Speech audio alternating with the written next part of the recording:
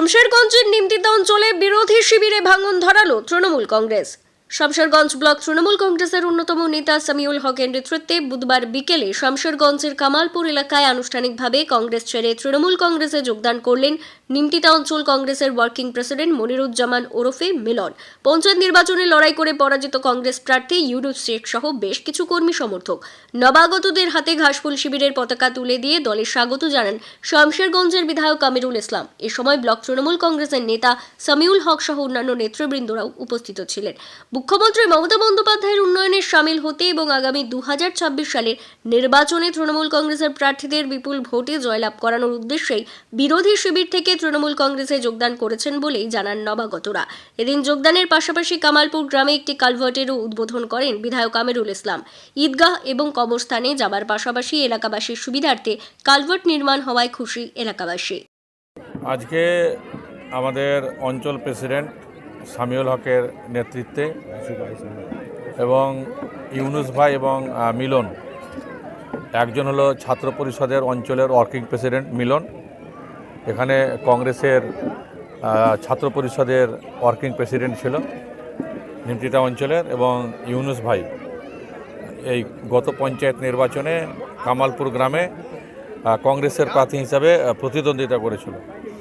এই দুজনের নেতৃত্বে আজকে শতাধিক মানুষ কংগ্রেস ছেড়ে তৃণমূল কংগ্রেসে যোগদান করল।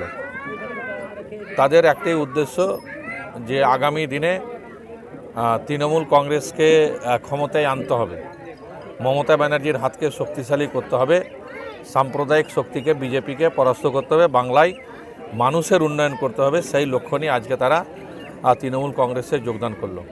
আজকে যেমন শতাধিক মানুষের যোগদান হলো, তেমনি আমরা কামালপুর গ্রামে শুধু যোগদানের জন্য আসিনি, কামালপুরে একটা কালভার্টেরও শুভ শিলান্যাস হবে।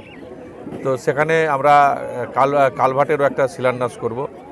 আমরা চাই এখনও যারা কংগ্রেস, সিপিএম, বিজেপির সঙ্গে যুক্ত আছেন, আসুন আমরা বাংলার মাটিতে একটা সাম্প্রদায়িক শক্তিকে পরাস্ত করার জন্য আমরা কিন্তু সকলেই ধর্মনিরপেক্ষ মানুষ ঐক্যবদ্ধ হই এবং বাংলার মাটিতে আমরা উন্নয়নের সরকার, মানুষের সরকার, জনগণের সরকার একটা প্রতিষ্ঠিত আগামী দিনে করি।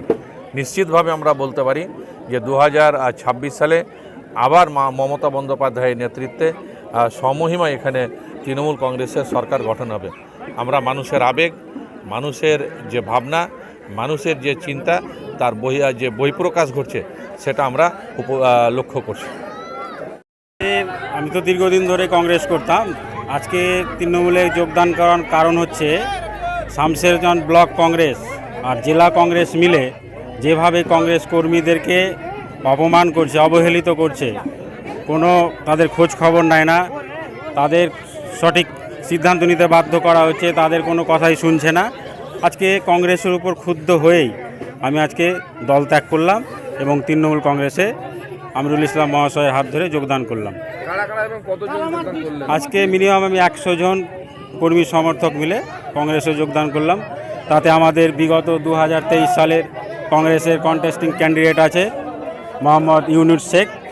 আমি নিমতিতা অঞ্চল ওয়ার্কিং কংগ্রেস প্রেসিডেন্ট এবং শমশেরগঞ্জ ব্লক কংগ্রেসের একজন ব্লক সদস্য। আমরা হচ্ছি শমশেরগঞ্জ ব্লকের নিমতিতা অঞ্চলের কামালপুর গ্রামের 222 নম্বর বুথ। আমার নাম শেখ মনিরুজ্জামান, ডাকনাম মিলন।